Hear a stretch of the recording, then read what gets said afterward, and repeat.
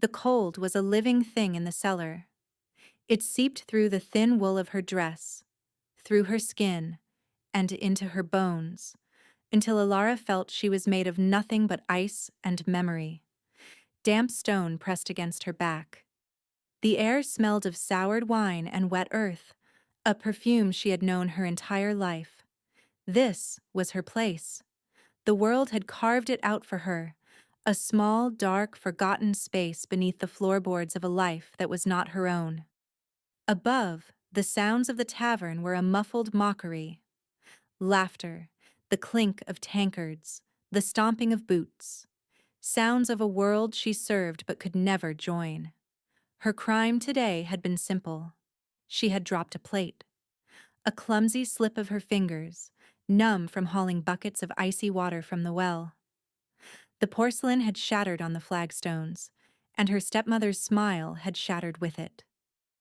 Lady Morwen's face, usually a mask of pinched civility, had twisted into a familiar sneer. The cellar door had slammed shut an hour ago, the heavy iron bolt sliding home with a sound of finality that echoed the closing of a tomb. Ilara hugged her knees to her chest, trying to conserve what little warmth she had left. She was not a girl given to weeping. Tears were a currency her stepmother did not accept, a weakness she had learned to starve out of herself. Instead, she focused on the cold. She let it fill her, a hollow ache that pushed out the hunger and the hopelessness. It was a state of being, like the darkness. You couldn't fight it. You could only endure it. Sometimes, in this place, she could almost feel her mother. A whisper in the silence, a memory of a warm hand and a voice like summer honey. Her mother had been the original owner of this tavern, the heart of it. After her death, Ilara's father had been a ghost in his own home, and his new wife, Morwen, had been a creeping frost, icing over every warm memory until nothing was left but her sharp, cutting presence. He had died 2 years later, and the frost had become a permanent winter. Ilara, once the daughter of the house, became its lowest servant, invisible. A sudden, violent crash from above ripped through the tavern's noise. It wasn't the sound of a dropped tankard or a drunken brawl. It was the sound of splintering wood on a massive scale, a collective gasp, then utter, dead silence from the patrons. Ilara's head snapped up. Her heart, a slow, cold drum, suddenly kicked into a frantic rhythm against her ribs. Heavy footsteps echoed on the floorboards directly above her head. They were slow, deliberate, each tread a pronouncement of immense weight and power. They vibrated through the ceiling, shaking dust down into the darkness. Someone screamed, a short, sharp cry that was instantly cut off. A chair scraped, a body fell. The silence that followed was heavier, more terrifying than the noise. Who could silence a rowdy tavern with just their presence? The footsteps moved across the room, heading directly for the cellar door. Ilara scrambled backward, pressing herself harder against the damp wall, trying to melt into the stone. Her breath hitched in her throat, a small panicked sound. She heard the scrape of the bolt being tested. Then a low growl of impatience, a sound that was less human and more like the rumbling of a distant rock slide. There was a sharp, metallic screech, and then an explosive crack that deafened her. The entire doorframe ripped away from the stone. Wood, iron, and rock exploded inward. Light, pale and gray from the tavern's main room, flooded the opening, blinding her. A silhouette stood there, impossibly large, blocking out the light. It was a man, but the word felt inadequate. He was a mountain, tall enough that he had to stoop to fit through the ruined doorway, with shoulders so broad they brushed against both sides of the mangled frame. He radiated a palpable aura of menace and absolute control. The silence from the tavern patrons was no longer a mystery. It was terror. He took a step down into the cellar, and another. The weak light caught the edge of his face, a jaw carved from granite, a severe brow, and eyes that seemed to drink the darkness and reflect nothing back. He moved with a predatory grace that was terrifying in a man of his size. Alara couldn't breathe. She couldn't move. Her body was locked in a primal fear, every instinct screaming at her that she was in the presence of an apex predator. He scanned the small space, his gaze sweeping over dusty barrels and cobwebbed shelves before it landed on her, and stopped. The world tilted on its axis. The moment his eyes met hers, the air in the cellar changed. It became thick, electric, charged with a force that made the fine hairs on her arms stand on end. A jolt, sharp and stunning, shot through her, as if she had touched a live wire. It wasn't painful. It was a recognition. A deep cellular hum that vibrated from the soles of her feet to the crown of her head. She saw his body go rigid. The immense tension that had radiated from him didn't vanish. It sharpened, focused entirely on her with an intensity that stole the air from her lungs. His pupils, dark and unreadable before, dilated until his eyes were almost entirely black. A low sound escaped his throat, a guttural vibration of shock and something else. Something possessive. In the depths of her belly, a strange pull answered him. It felt like a golden thread, anchored deep inside her, had suddenly been tugged by an unbreakable force. Her mind screamed danger, intruder, monster. But her soul, a part of her she hadn't known existed, whispered a single, impossible word. Home. He took another slow step toward her, his gaze unwavering. The spell broke. Fear, raw and sensible, surged back through her. She tried to push herself further into the wall, a futile gesture. There was nowhere to go. He stopped just out of arm's reach, his shadow swallowing her whole. He said nothing, just watched her. His expression a mask of stony stillness that betrayed nothing of the storm she could feel, raging beneath his skin. The silence stretched, thick and heavy. Then his voice, when it came, was a low rumble that vibrated through the floor and up into her chest. It was the sound of distant thunder, of shifting tectonic plates. Mine. The word was not a question, it was not a request. It was a statement of fact, a claiming. And her entire being, every shivering, terrified part of her, recognized it as truth. Before she could process the single, world-altering word, he moved. He closed the remaining distance in a single, fluid stride and reached for her. Ilara flinched, throwing her hands up in a pathetic attempt to ward him off. His hands, large enough to span her waist, were surprisingly gentle as they closed around her upper arms. A firestorm of sensation erupted where he touched her. Not the searing pain of a burn, but a dizzying, overwhelming heat that spread through her veins like liquid lightning. It chased away the cellar's chill in an instant. He lifted her to her feet as if she weighed nothing. Her legs, weak and trembling, barely held her. She found herself standing chest to chest with him, forced to crane her neck back to see his face. Up close, he was even more intimidating. Scars, faint and silvery, marked his jawline and one of his eyebrows. His eyes were not black, she realized, but a deep, stormy gray like a winter sea. And they were fixed on her with an unnerving, possessive focus. "Let me go," she whispered, the words barely audible. It was a token protest, a desperate grasp for the reality that was slipping away from her. His grip did not loosen. If anything, it firmed, not painfully, but with an undeniable finality. No. He started to lead her out of the cellar, his stride forcing her into a clumsy stumble to keep up. Her body screamed at her to fight, to run, but it also leaned into his strength, betraying her with every step. The warmth of his body was a beacon against the cold that had been her constant companion. They emerged into the tavern's main room. The scene was one of frozen chaos. Patrons were pressed against the far walls, their faces pale with shock and fear. A heavy oak table was split in two, the front door hung from a single screaming hinge, and standing in the middle of it all, her face a mask of fury and disbelief, was Lady Morwen. "Unhand my servant!" Morwen shrieked, her voice shrill and piercing. She took a step forward, her hand raised as if to strike. The giant man holding Alara didn't even look at her. He simply continued his inexorable path toward the ruined doorway.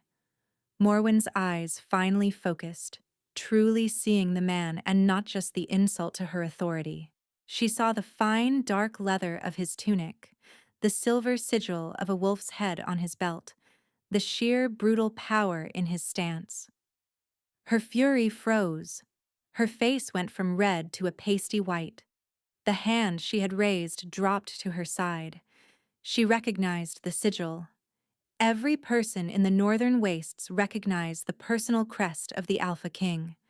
King Kalin, the wolf of the Obsidian Peaks. A man whose name was a whispered legend, a story told to frightened children and warlords alike. Alara saw the terror dawn on her stepmother's face, and a cold knot of confusion tightened in her stomach. "King? You can't just—" she started, her own protest dying in her throat as he pulled her out into the biting wind of the evening. Two other men, dressed in the same dark leather and bearing the same wolf sigil, stood by a pair of massive black war horses. They snapped to attention as Kalin emerged, their gazes professional and cold until they landed on Alara, held tight against their king's side. Surprise flickered across their stoic faces. "Who are you?" Alara demanded, finding a sliver of her voice. She planted her feet, a useless gesture against his strength. "Why are you doing this?" He finally stopped and looked down at her. The wind whipped strands of her simple brown hair across her face. His expression was still unreadable, but the intensity in his eyes was like a physical weight. "You are coming with me," he stated, as if it were the simplest thing in the world. "I am not," she shot back, her defiance fueled by sheer terror. "You don't know me. You have no right." A muscle feathered in his jaw. "I have every right." He released one of her arms, only to sweep her off her feet and into his arms in a single, powerful movement. Alara gasped, her hands flying to his shoulders to steady herself.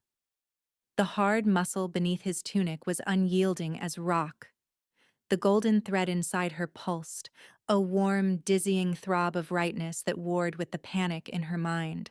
He strode to the larger of the two war horses and swung himself into the saddle with an ease that belied his size, settling her in front of him. She was caged between his powerful body and the thick neck of the horse, trapped. His arms came around her to grip the reins, forming a solid wall of muscle and leather at her back. She could feel the heat of his chest, the steady, powerful beat of his heart. It was overwhelming. "My king?" One of the guards, a man with a grim, scarred face, asked. His voice was laced with confusion. Kalin didn't look at him. His attention was solely on the trembling woman in his arms.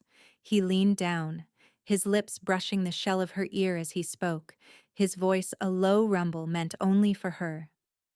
"My kingdom is dying. My power, the very thing that holds it together, is becoming a storm I can no longer control. For years, I have been searching for the one person who can anchor it." His breath was warm against her skin, sending another shiver through her that had nothing to do with the cold. "I am searching for my mate," he continued, his voice raw with a desperation that seemed at odds with his immense power. "A woman spoken of in prophecy. They call her the Resonance, the one soul who can magnify and stabilize the Alpha's gift." Ilara stared forward into the twilight, her mind reeling. Mate? Prophecy? Resonance? It was the stuff of myth, of old wives' tales. "What does that have to do with me?" she whispered, her voice shaking. She felt his chest expand with a deep breath. The moment I entered this town, I felt you.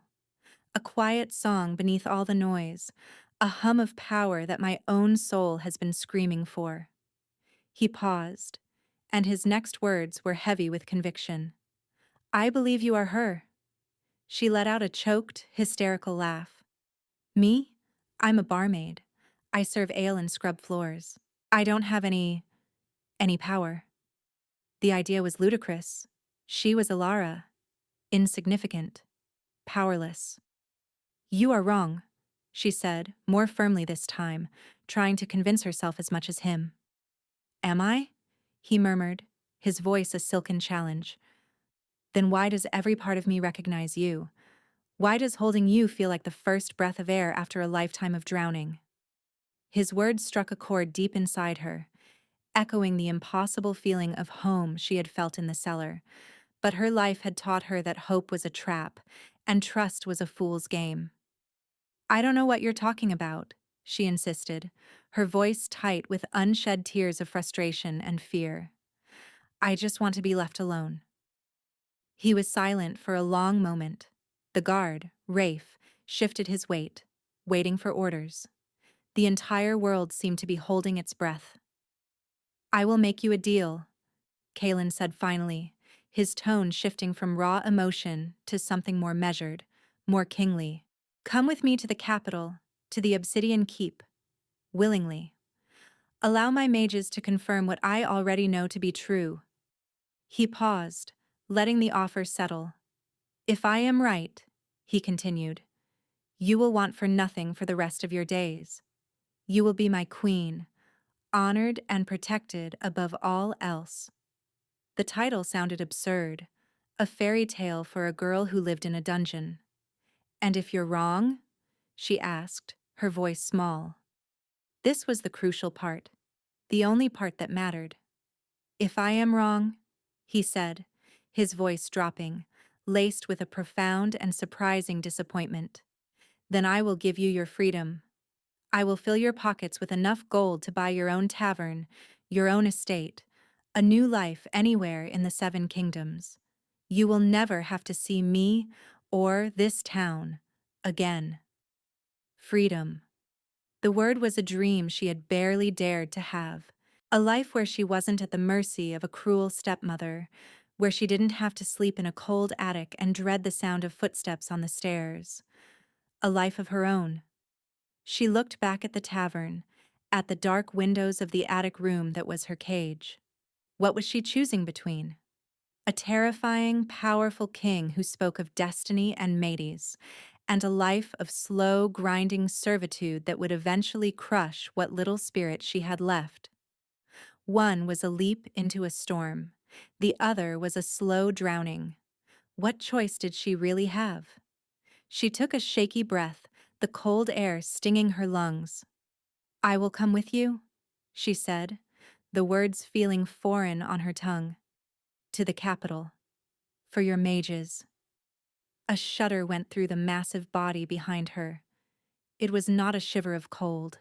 It was relief. A profound, bone-deep relief that she felt as if it were her own. Rafe!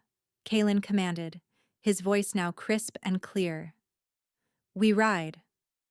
Without another word, he spurred the great horse forward, and they plunged into the growing darkness, leaving the only life Alara had ever known behind in a cloud of dust and shattered certainties.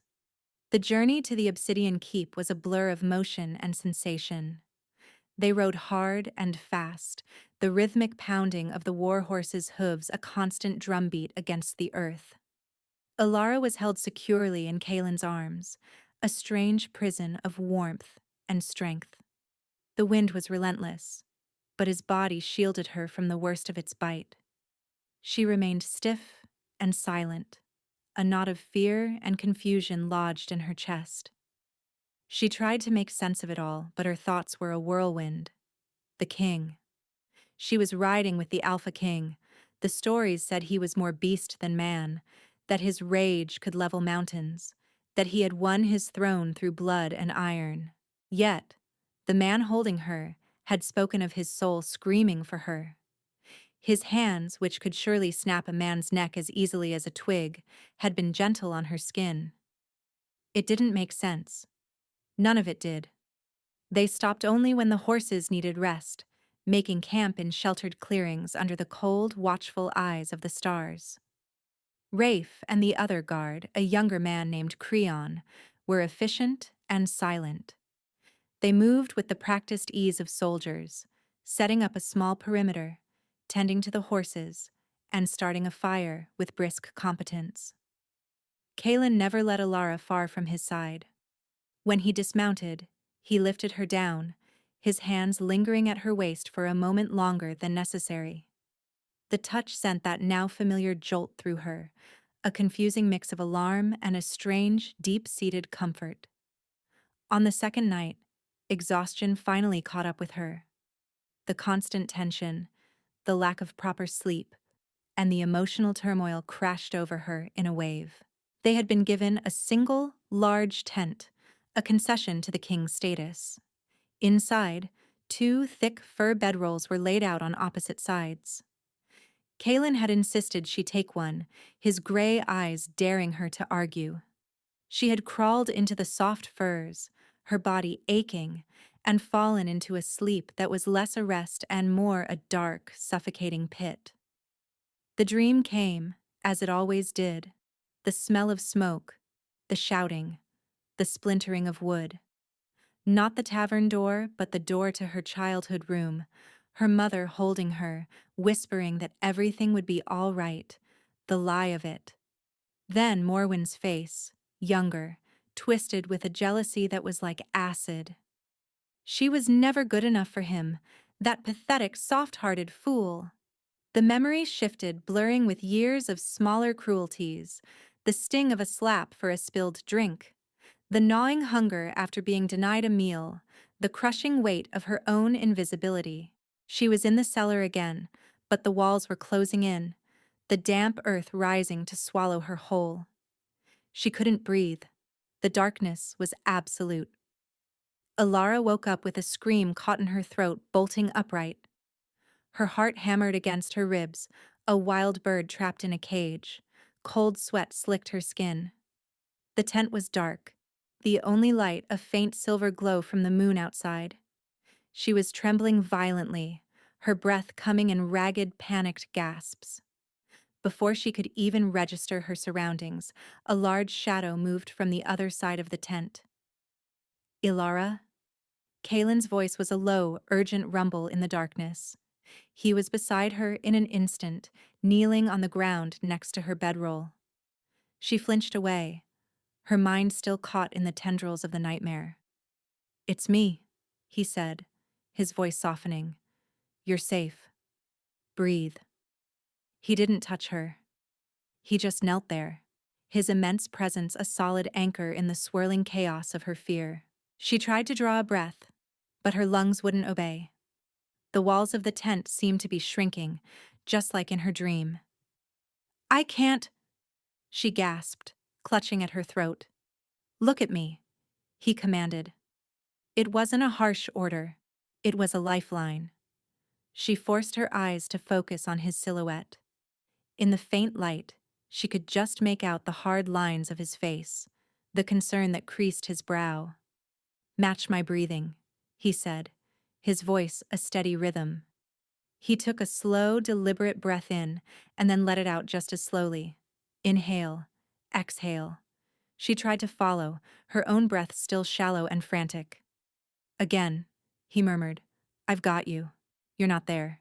You're here, with me." Inhale, exhale. Slowly, agonizingly, her lungs started to obey. The frantic hammering of her heart began to slow from a sprint to a run. The trembling in her limbs lessened. She was still shaking, but the overwhelming panic was receding, like a dark tide going out. She wrapped her arms around herself, a familiar gesture of self-protection. Tears she hadn't even realized she was crying tracked hot paths down her cold cheeks. "I'm sorry," she whispered, humiliated. She hated this weakness, this vulnerability.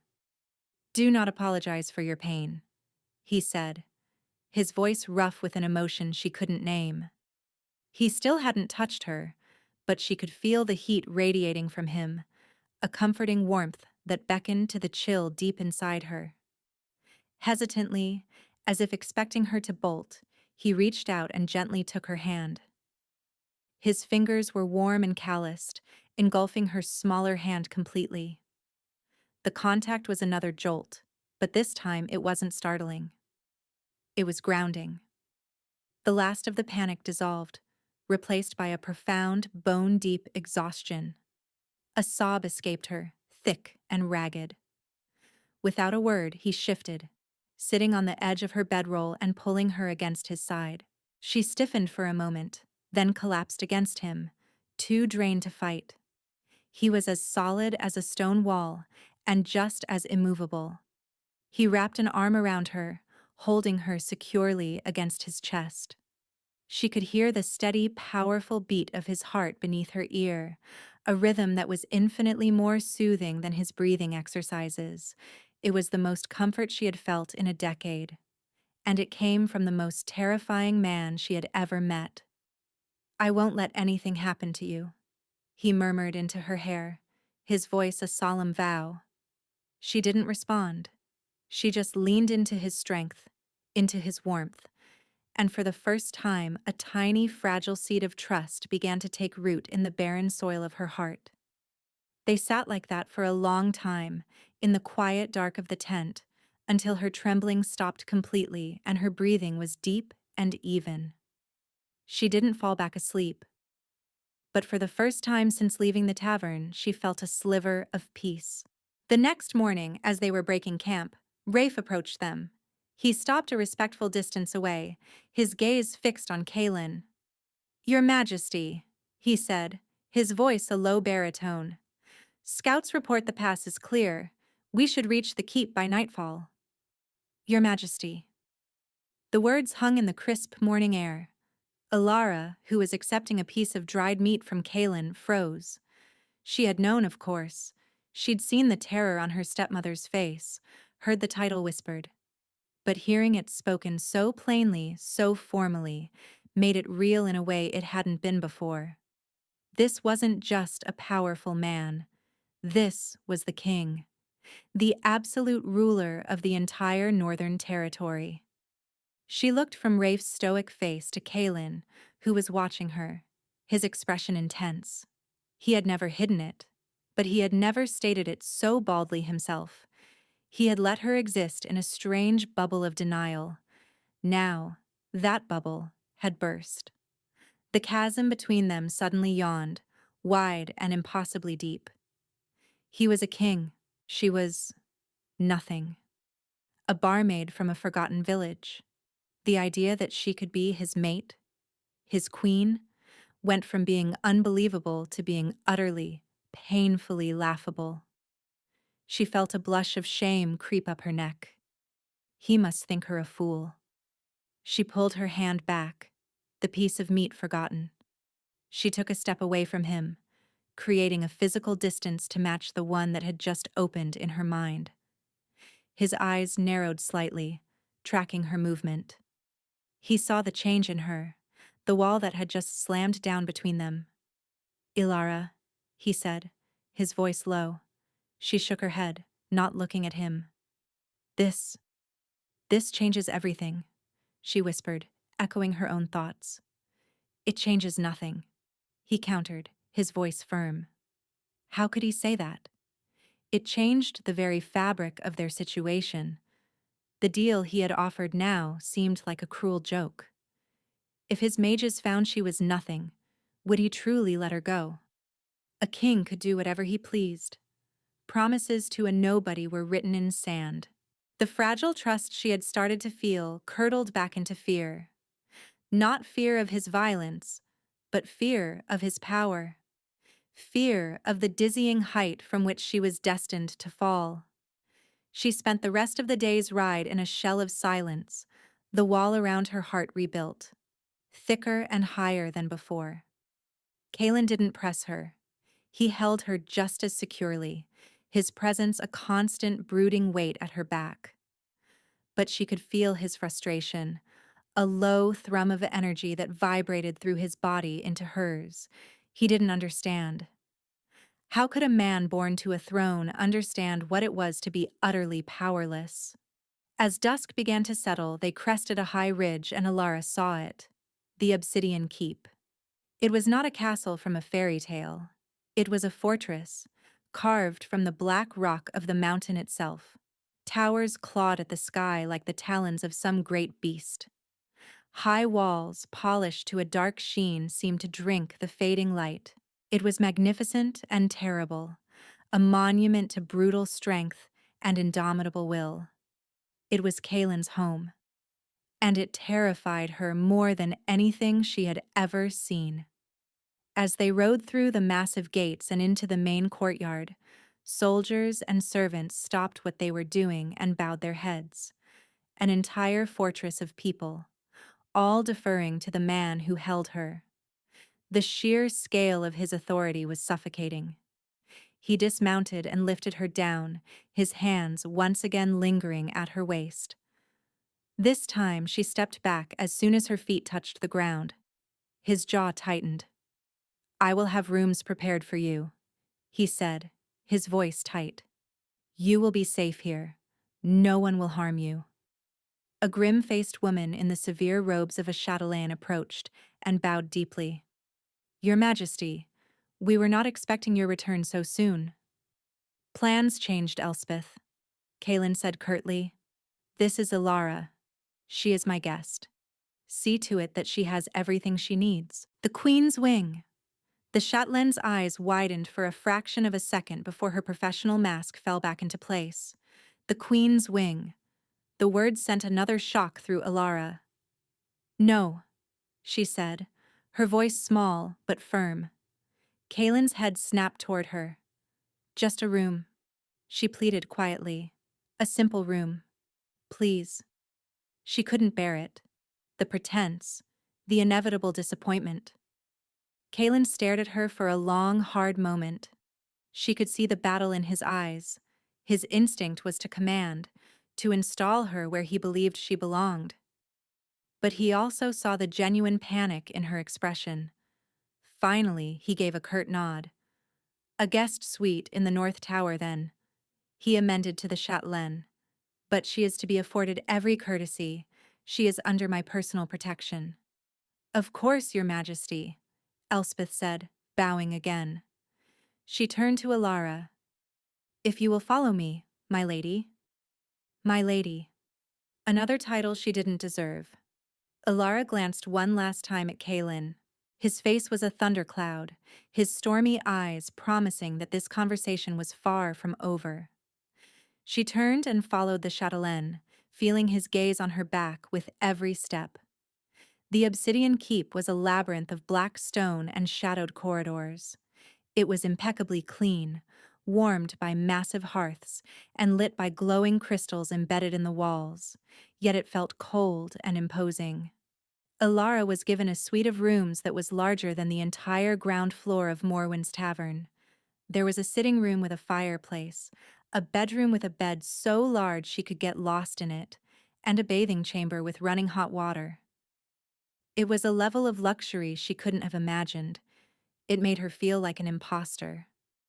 After a hot bath and a change into a simple but clean woolen dress provided for her, she felt more human, but no less out of place. Later, a soft knock came at her door.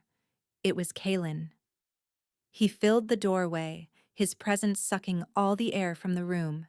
He had changed out of his traveling leathers and into a simple black tunic and trousers that did little to conceal the raw power of his physique. "May I come in?" he asked, his voice softer than she expected. She hesitated, then nodded, stepping back. He walked to the hearth, staring into the flames. "You are afraid of me," he stated.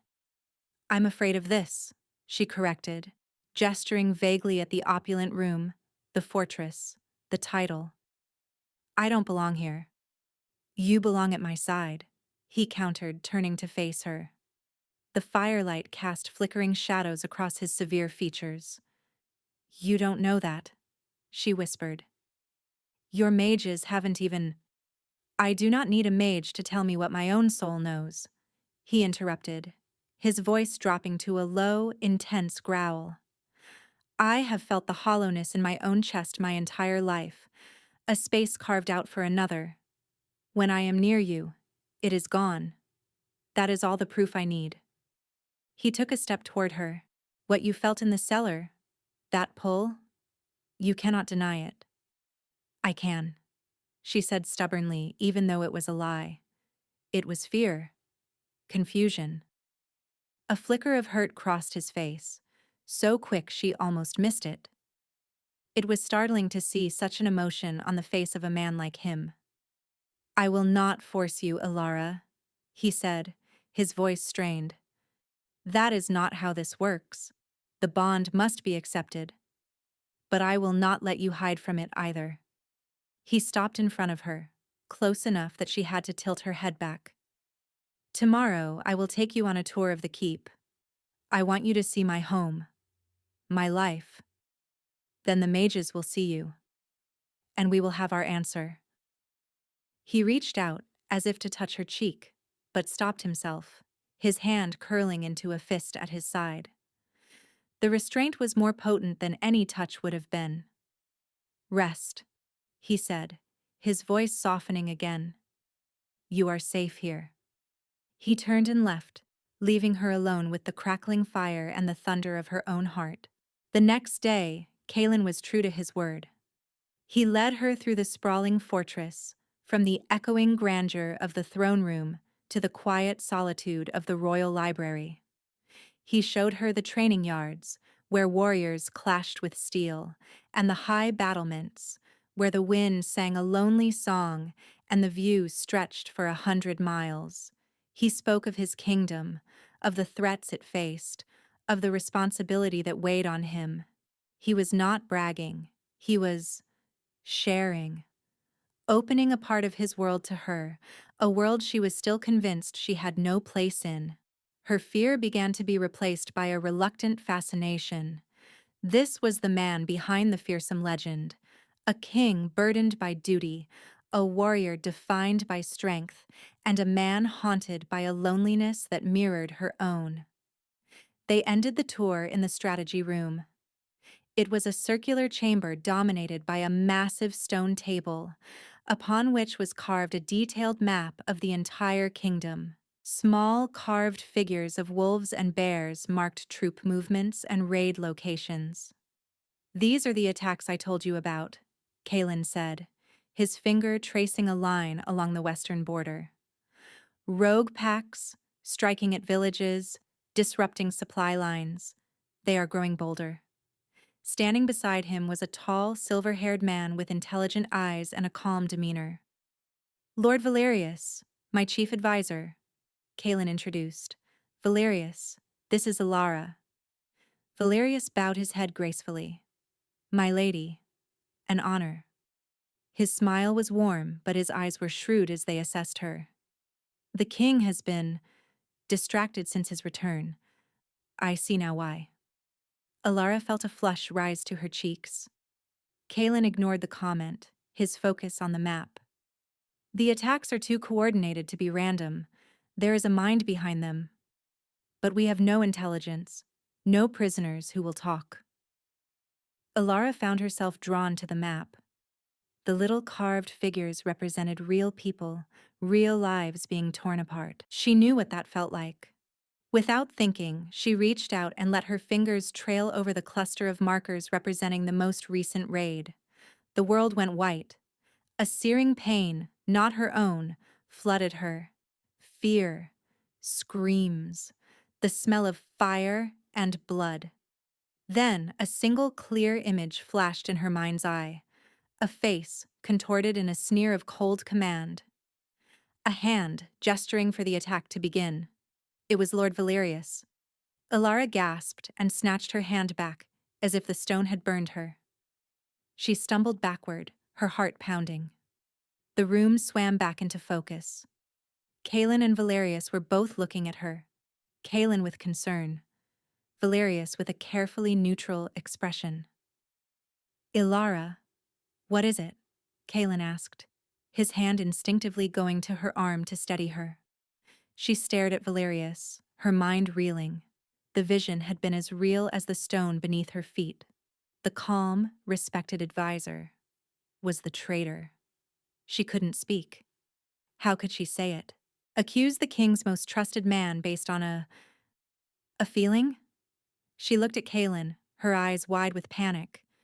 She needed to tell him, but not here, not in front of him. I felt ill, she stammered, pulling her arm from Kaelin's grasp. I need some air. Before either of them could react, she turned and fled the room, her breath coming in short, sharp gasps. She didn't stop running until she was back in the safety of her suite, the door bolted behind her. She leaned against the heavy wood, her body trembling. It wasn't just amplification. It wasn't just a hum. She had a power. A terrifying, impossible power. She could read the echoes of emotion, of events, left on objects. Psychometry. Kaelin had been right. And the first thing her power had shown her was a betrayal at the very heart of his kingdom. A knock came at the door, heavy and insistent. Ilara, let me in. It was Kaelin.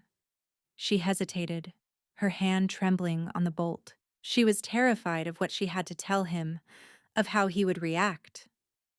But hiding it was not an option. Lives were at stake. She slid the bolt back and opened the door. Kaelin stormed in, his face a mask of concern and frustration. What happened in there? You looked as if you'd seen a ghost. She took a deep breath, her voice shaking as she spoke. Not a ghost. A memory. In the stone. She told him everything. She described the flash of fire and fear, the overwhelming emotions that were not her own. And then, her voice dropping to a whisper, she described the face she had seen. It was Valerius, she said, watching his face for the inevitable disbelief, the anger. He gave the order for the attack. Kaelin went utterly still. His face, which had been a storm of emotion, became a blank canvas of stone. He stared at her, his gray eyes searching hers. Valerius, he said, his voice dangerously quiet. Valerius has been at my family's side for 50 years. He was my father's friend, my mentor. I know it sounds insane, she rushed, her hands twisting in front of her. I don't understand it myself. But I saw him. I felt it. She expected him to dismiss her, to call her a liar or a madwoman. She expected him to defend his friend. He did neither. He continued to stare at her, the silence stretching until it was a physical weight in the room. The bond between them, that invisible golden thread, hummed with tension. She could feel his conflict, his ingrained loyalty warring with the instinct that screamed at him to believe her, to believe his mate. Finally, he spoke, his voice hoarse. Describe the memory, everything you saw. She did. She described the type of trees in the background, the specific insignia on the raider's armor that she had only glimpsed, the cruel twist of Valerius's lips. With every word she spoke, the stony mask on Kaelin's face began to crack. A cold, dreadful fury started to build in his eyes. The insignia, he said, his voice a low growl. A broken fang, a sigil I haven't seen in years. It belonged to a mercenary company Valerius himself supposedly wiped out a decade ago. It was confirmation, a detail she could not possibly have known. The truth of her vision slammed into him, and his disbelief shattered, replaced by a rage so profound it seemed to lower the temperature of the room. He has been playing me for a fool, Kaelin snarled, turning away from her to pace the room like a caged wolf. The raids, the instability, it was all him, undermining my rule from the inside. The pieces clicked into place with horrifying clarity. Valerius wasn't just a traitor. He was orchestrating a coup. The raids were designed to make Kaelin look weak, incapable of protecting his people, paving the way for Valerius to seize power. Why? Ilara asked, her voice barely a whisper. Ideology. Kalen spat, the word a curse. He has always believed the alpha monarchy is a relic, that the mate bond is a weakness, a distraction. He thinks power should be held by a council. By him. He stopped pacing and looked at her, his eyes blazing with a cold fire. He did not count on me finding you. Her presence, her power, changed the entire equation. As his mate, her resonance would not just stabilize Kalen's power, it would amplify it, making him stronger than any king in generations. She was a threat to Valerius's entire plan, which made her a target. The realization hit her like a physical blow. We have to stop him, she said, a newfound resolve hardening her voice. This was bigger than her fear, bigger than her feeling of inadequacy. This was about the kingdom. It was about the man standing in front of her, whose world was being torn apart by betrayal. Kalen looked at her, and the fury in his eyes was tempered by something else: admiration. We will, he said, his voice a low promise. He wants to see me weak. He wants to undermine my bond with my mate. So we will give him exactly what he wants to see.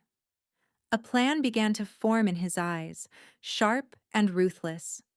We will set a trap, he said, and you, my fierce mate, will be the bait. The plan was both simple and terrifyingly dangerous.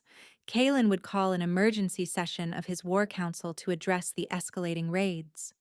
During the meeting, he would formally announce his intention to bond with Ilara, claiming that the connection had already begun to focus his power and that she was the key to ending the crisis. It was a direct challenge to everything Valerius believed, and a move he could not afford to let happen. If Kalen's power was stabilized and amplified, the traitor's chance to seize control would be lost forever.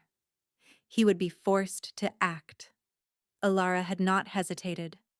I'll do it, she had said, her voice steady despite the tremor in her hands. This is my fight too. Kalen had looked at her then, a raw, possessive pride in his eyes that made her heart skip a beat. Now she stood beside the massive, carved throne in the great hall, Kalen's hand resting on the small of her back.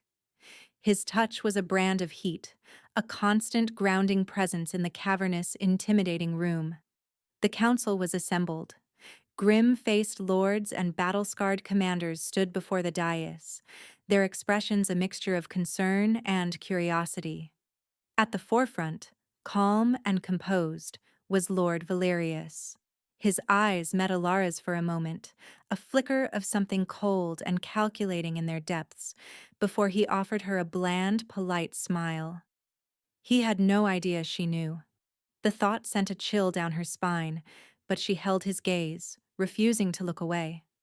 Kalen began to speak, his voice echoing in the stone hall, a king addressing his vassals. He spoke of the raids, of the innocent lives lost, of the shadow falling across their lands. Then he turned slightly, his gaze softening as it fell on Ilara. But we are not without hope, he declared, his voice ringing with conviction. The prophecies have been fulfilled. I have found my mate. He raised her hand, lacing his fingers through hers. The contact sent a surge of energy through her, a brilliant golden warmth that she felt all the way to her soul. This is Ilara. She is the resonance. Her presence has already begun to quell the storm within me. Together, we will be the shield that guards this kingdom. A murmur went through the assembled lords. Shock, disbelief, awe. Ilara kept her eyes on Valerius. The polite mask had slipped. For a fraction of a second she saw a flash of pure, venomous fury in his eyes. His jaw was clenched so tight a muscle jumped in his cheek. The trap was sprung. I will not stand by while this charlatan seduces our king with myths and fairy tales. Valerius's voice boomed, cutting through the hall's stunned silence. It was the signal. A dozen men, guards who had stood loyal for years, suddenly drew their swords, not against an outside threat, but against their own. Loyalists, including Rafe, reacted instantly, drawing their own weapons. The hall erupted into chaos. Steel rang on steel. Kalen moved, shoving Alara behind the throne, his body a solid wall between her and the fighting. "Stay here," he roared, and then he unleashed his power. It was nothing like the legends. It was more terrifying. His eyes began to glow, not with a dull light, but with the brilliance of molten gold. Power rolled off him in visible waves, a pressure that buckled the air itself. But it was not wild. Standing so close to Alara, feeling the steady hum of her resonance, his power was a focused, devastating weapon. He didn't draw a sword. He raised a hand, and a wave of pure force slammed into the first 3 traitors, sending them flying across the hall to crash into the far wall with the sickening crunch of breaking bone. He was magnificent. He was terrifying. He was her mate. The thought struck her with the force of a physical blow. All her fear, all her doubt, was burned away in the face of this truth. From behind the throne, she felt a pull, a deep instinct to help, to connect. She reached out, not with her hand, but with her mind, focusing on the golden thread that bound her to him. She pushed her own energy down that thread, a silent offering of strength. She felt him receive it. The golden light in his eyes flared brighter. A low growl of pure power rumbled in his chest. He moved through the fight not as a man, but as a force of nature, a storm of controlled fury. The traitors stood no chance. But in the chaos, Valerius was forgotten. A sudden, sharp pain at her throat, a cold line of steel pressed against her skin. An arm, strong and wiry, wrapped around her neck, dragging her from behind the throne. "Stand down, Kalen!" Valerius snarled, his face inches from hers. His calm demeanor was gone, replaced by a desperate, wild-eyed fanaticism. The fighting stopped. Kalen froze, his head snapping toward them. The molten gold in his eyes turned into a raging inferno as he saw her, helpless in Valerius's grasp. The tip of a dagger, coated in a dark, viscous substance, pricked her skin. Poison. "Let her go, Valerius." Kalen's voice was a low, lethal whisper that promised 1,000 years of pain. "Your power is a curse." Valerius spat, his grip tightening. "She only makes you a bigger monster. I am saving this kingdom from you." Alara's heart hammered in her chest. Fear, cold and sharp, tried to paralyze her. But beneath the fear, a different emotion was stirring. Rage. This man had tried to destroy the kingdom. He had hurt innocent people. And now he was using her to threaten the man she... The realization hit her. The man she loved. She was not a passive damsel. She was not a victim in a cellar. She was the resonance. She closed her eyes, ignoring the blade at her throat, and focused. She couldn't amplify Kalen's power from here, but Valerius was touching her. He was filled with his own dark energies. Rage, fear, fanatical ambition. She reached out with her power, not to Kalen, but to the man holding her. She didn't push her own energy into him. She took his own darkness and amplified it. She poured her resonance into his rage, his fear, feeding it back into him in a devastating, uncontrolled loop. Valerius screamed. It was a raw, animal sound of pure agony. His mind, suddenly overwhelmed by a tidal wave of his own amplified emotions, shattered. His grip on her faltered. His arm went limp. He stumbled back, his eyes wide with a madness that hadn't been there a second before, clutching his head as if it were about to explode. That was all the opening Kalen needed. He moved faster than a striking serpent, a blur of black and gold. He was across the dais in a heartbeat. He ripped the dagger from Valerius's hand and backhanded him across the face with brutal force. Valerius crumpled to the ground, unconscious before he hit the stone. Kalen didn't spare him another glance. He was in front of Alara, his hands cupping her face, his blazing golden eyes scanning her for any injury. "Are you hurt?" he demanded, his voice rough with terror and relief. She touched the small prick on her neck, where a single drop of blood welled. "Just a scratch," she whispered, her body starting to tremble now that the danger was past. "Rafe!" Kalen roared, his gaze still locked on her. "Get the healers, now!" He gently brushed his thumb over the small wound, his expression a mixture of fury at her attacker and profound, tender concern for her. Then he pulled her into his arms, crushing her against his chest. She buried her face in his tunic, breathing in his scent, feeling the frantic, powerful beat of his heart. "I've got you," he murmured into her hair, his voice thick with emotion. "I've got you." The remaining traitors had surrendered, their leader defeated, their coup in ruins. Rafe and the loyal guards were securing the hall. But for Alara, the world had narrowed to the circle of Kalen's arms. She was safe. She was home. And she had not been a damsel in distress. She had fought back. She had found her power, and with it, she had found herself. The aftermath was a blur of controlled chaos. Healers swarmed Alara, their glowing hands hovering over the small puncture on her neck.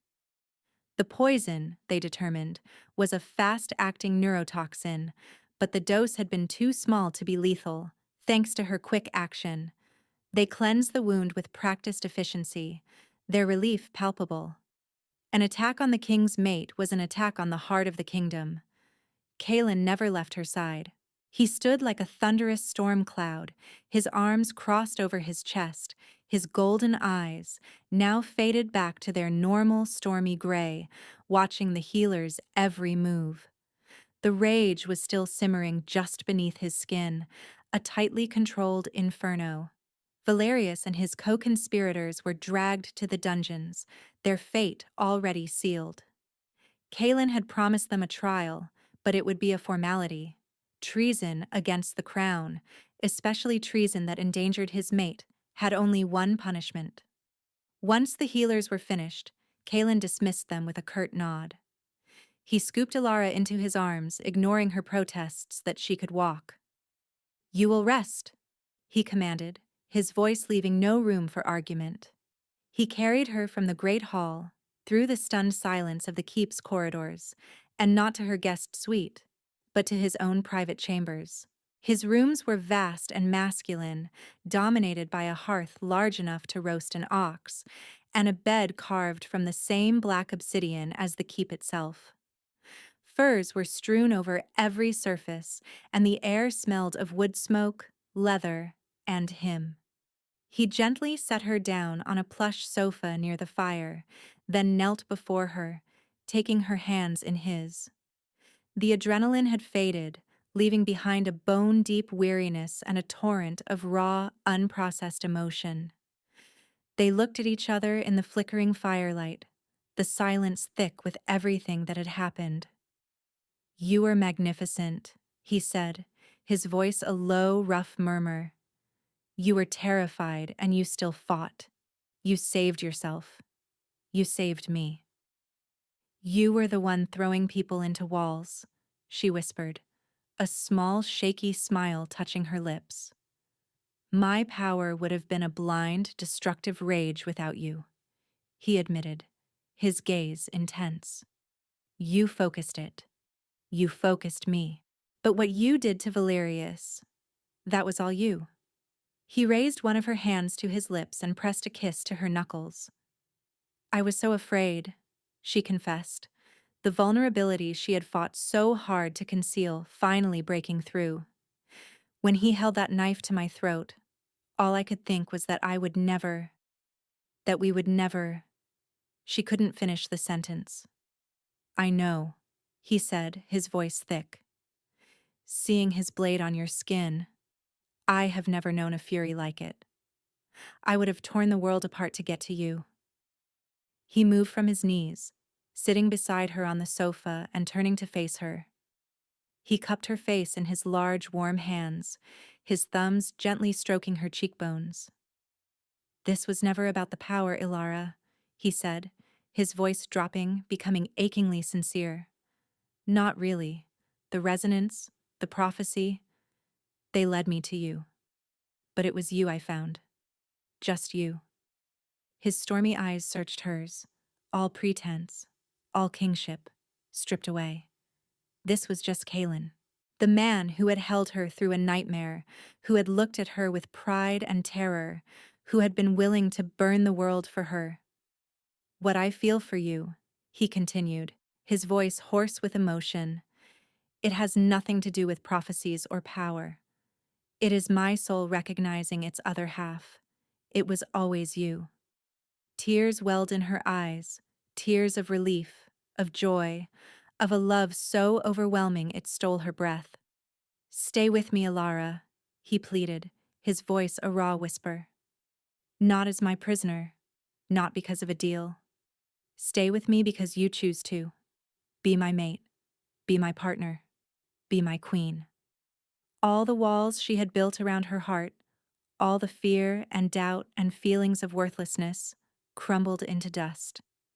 She saw her future not as a fall from a great height, but as a flight to a place she belonged. She leaned forward and pressed her lips to his. It was her first kiss. It was tentative at first, then deepened as he responded, his arms wrapping around her, pulling her flush against his chest. It wasn't a kiss of wild passion, but of profound, earth-shattering connection. It was a promise, a homecoming. When they finally broke apart, she rested her forehead against his, her breath mingling with his. "I choose you, Kalen," she whispered, the words the truest she had ever spoken. "I'll stay." A shudder of pure, unadulterated joy ran through him. He held her tighter, burying his face in her hair, and for a long moment, the Alpha King of the Obsidian Peaks simply held his world in his arms. 3 months later, the chill of winter had begun to recede, giving way to the first tentative signs of a northern spring. The Obsidian Keep, once a place of terror and intimidation for Ilara, was now her home. She walked its black stone corridors not with fear, but with a quiet confidence that turned heads. She was no longer the timid, invisible barmaid from a forgotten town. She was Ilara, the king's mate, the resonance. She spent her mornings with the keep's mages, a trio of ancient, wise women who were fascinated by her unique abilities. Under their tutelage, she was learning to control her power. She could no longer be overwhelmed by stray emotions left on objects. She could shield herself, or open her senses at will, sifting through the echoes of the past like a scholar reading a dusty scroll. Her afternoons were spent with Kaylin. Sometimes they would be in the war room, her unique insight helping to root out the last vestiges of Valerius's conspiracy. Her power had led them to a hidden ledger in Valerius's study, detailing a network of spies and sympathizers. One name had made her blood run cold: Lady Morwen. Her stepmother, consumed by petty jealousy and greed, had been selling information about trade caravans and guard patrols to Valerius's agents for a handful of silver. Kalen's justice had been swift. He had not executed her. Instead, he had stripped her of the tavern, which was now being run by the cheerful family who had worked the kitchens, and exiled her to a remote fishing village on the frozen coast. She would live out her days in the same kind of obscurity and powerlessness she had inflicted on Ilara. It was a fitting end. Other afternoons, Kalen would simply steal her away. They would ride out into the mountains, far from the duties of the crown, and just be together. The bond between them had deepened into a breathtaking intimacy. It was a constant, warm hum beneath her skin, a silent conversation that flowed between them even when they were rooms apart. She knew his moods as if they were her own, could feel his stress, his joy, his unwavering love for her. And he, in turn, was attuned to her every breath. He learned to read the subtle shifts in her energy, knew when a memory troubled her, knew when she needed the solid presence of his arms around her. He was still the fearsome alpha king to his people, but with her, he was just Kaelin, tender, fiercely protective, and endlessly patient. Today, however, was different. A sense of nervous energy permeated the entire keep. Elspeth the chatelaine had descended on her chambers at dawn with an army of servants, bearing silks and velvets and jewels. "For the ceremony, my lady," she had said, her usual grim face softened by a rare, genuine smile. Now Ilara stood before a long mirror, looking at a stranger. The woman staring back was dressed in a gown of deep obsidian silk that shimmered with silver thread, echoing the colors of the keep and its king. Her simple brown hair was intricately braided with small, glowing moonstones. She looked like a queen. A knock on the door made her jump. It was Rafe, his scarred face unusually solemn. "My lady, it is time." He escorted her not to the throne room, but to the grand hall, the largest and most ancient chamber in the keep, reserved only for the most sacred of occasions. The hall was filled to capacity with every lord, commander, and dignitary in the kingdom. They all stood as she entered, a sea of faces turning toward her. There was no curiosity or suspicion in their eyes now. There was only respect. A path had been left open for her, leading to a raised dais at the far end of the hall. Kaelin stood there waiting. He was dressed in his formal black and silver regalia, a simple circlet of polished obsidian on his brow. He looked every inch the king, a figure of immense power and authority. But his eyes were only for her, and in them she saw no king, only the man who loved her with a terrifying, all-consuming intensity. She walked the long aisle, her heart beating a steady, confident rhythm. This was not a fall. This was an ascent. When she reached the dais, Kaelin took her hands, his palms warm and steady. He turned to face the assembled crowd. "You have known me as your king," he began, his voice ringing with power. "You have known the strength of my arm and the weight of my crown. But a king is only half of a whole. A kingdom needs more than a sword. It needs a heart." He turned back to Ilara, his gaze softening. "The bond between mates is the foundation of our people. It is not a weakness. It is our greatest strength. It is balance. It is unity." He reached to a velvet cushion held by Rafe and picked up a crown. It was not a heavy, imposing piece of jewelry. It was a delicate, beautiful circlet of woven silver and obsidian, with a single, luminous moonstone at its center that seemed to pulse with a soft light.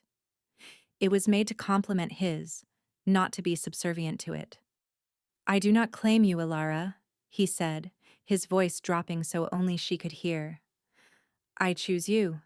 I elevate you, as my partner, my equal, my queen."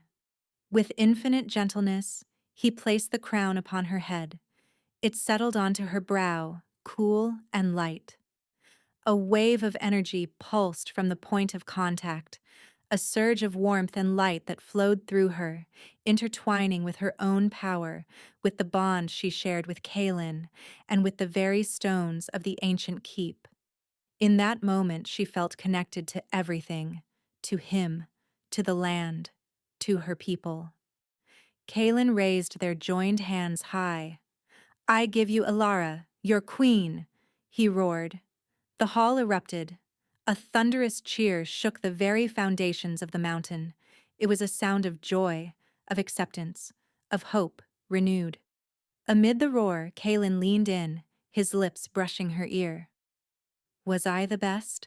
he murmured, a playful, teasing note in his voice that was reserved only for her.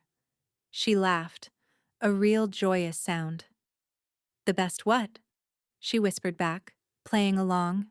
The best mysterious stranger who ever broke down your door? Even though you did break my stepmother's door, she conceded, a mischievous glint in her eye. I suppose you were adequate. He growled, a low, possessive sound of mock outrage that sent a delicious shiver down her spine. Just adequate? All right, she laughed, leaning into him. You were terrifyingly perfect. Later that night, long after the celebrations had ended, they stood on the private balcony of their chambers. The moon was full and bright, casting the surrounding snow-capped peaks in a landscape of silver and shadow.